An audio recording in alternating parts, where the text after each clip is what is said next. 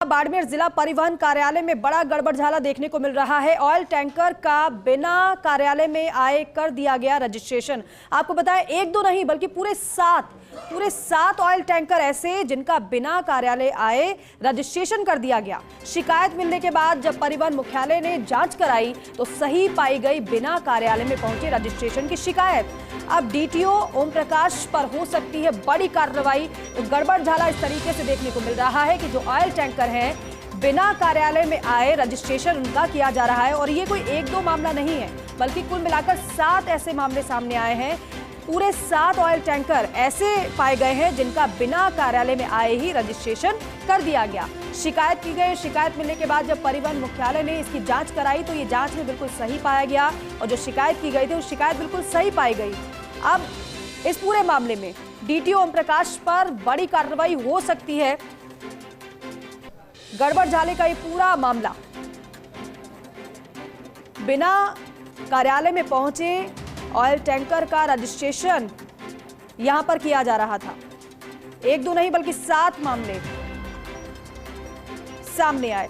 Deputy editor Shivendra Singh Parmar हमारे साथ जुड़ रहे हैं। शिवेंद्र, ये जो मामला सामने आया है ये जिला परिवहन विभाग का, इससे पहले परिवहन विभाग में इस तरीके से और भी मामले सामने आ चुके हैं जिन पर जांच पहले ही हो रही है, लेकिन ऐसे मामलों से किस तरीके से निपटा जा सके और कैसे निपटा जाए ये बड़ा सवाल अब हो गया है। लेकिन यहाँ पर डीटीओ पर क्या कार्रवाई इस पूरे मामले में हो सकती है जब ऑयल टैंकर बिना कार्यालय आए ही उनका रजिस्ट्रेशन हो गया? देखिए, एक शिकायत तो बहुत गंभीर थी क्योंकि ये सबसे जरूरी होता है किसी भी व्हीकल के रजिस्ट्रेशन के लिए कि वो कार्यालय तक तो आए, और खासकर जब वो गुड्स व्हीकल है, बड़ा वाहन है। ऑयल टैंकर कितना सेंसिटिव व्हीकल है आप समझ सकते हैं। तो जब इस तरीके की शिकायत मिली तो परिवहन मुख्यालय ने इसकी जांच कराई और जांच में ये जो शिकायत है वो सही पाई गई है। 7 ऑयल टैंकर ऐसे हैं जो बाड़मेर जिला परिवहन कार्यालय में नहीं पहुंचे लेकिन उनका रजिस्ट्रेशन कर दिया गया।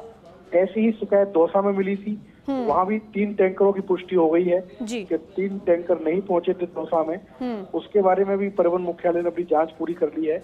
और वो हमारे जो सूत्र बता रहे हैं दीपिका कि दोनों जो डीटीओ हैं, चाहे वो पीआर मीणा हो दौसा के डीटीओ और चाहे वो ओम प्रकाश चौधरी हो बाड़मेर के तत्कालीन डीटीओ, अब ये दोनों इस जगह पर नहीं है। इन दोनों को निलंबित किया जा सकता है, इनको सस्पेंड किया जा सकता है क्योंकि जब जांच में ये साफ हो गया कि इन दोनों अधिकारियों की जिम्मेदारी थी पर्यवेक्षण की, ये वहां पर मुखिया थे, इसके बावजूद जब गलत तरीके से हुआ है रजिस्ट्रेशन बिना कार्यालय में आए और वो भी ऑयल टैंकरों का जो कि काफी सेंसिटिव व्हीकल होते हैं, अब ये तय माना जा रहा है कि इन पर कार्रवाई की जाएगी। और बहुत जल्द जो परिवहन आयुक्त हैं डॉक्टर मनीषा अरोड़ा, उनको फैसला लेना है कि कार्रवाई क्या होगी, क्या इनको निलंबित किया जाए या इनको चार्जशीट देनी है।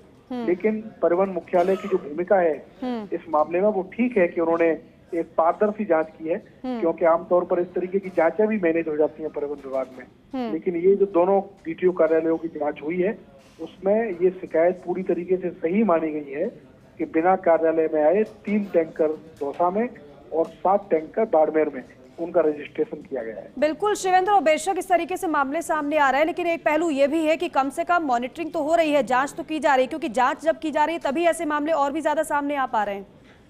अब बिल्कुल शिकायत मिली थी इसकी, शिकायत मिलने के बाद परिवहन विभाग ने इसकी जांच की। दौसा में तो इंटरेस्टिंग बात ये हुई कि जो वहाँ के आरटीओ थे उन्होंने ये रिपोर्ट भेज दी कि ऐसा कुछ हुआ नहीं।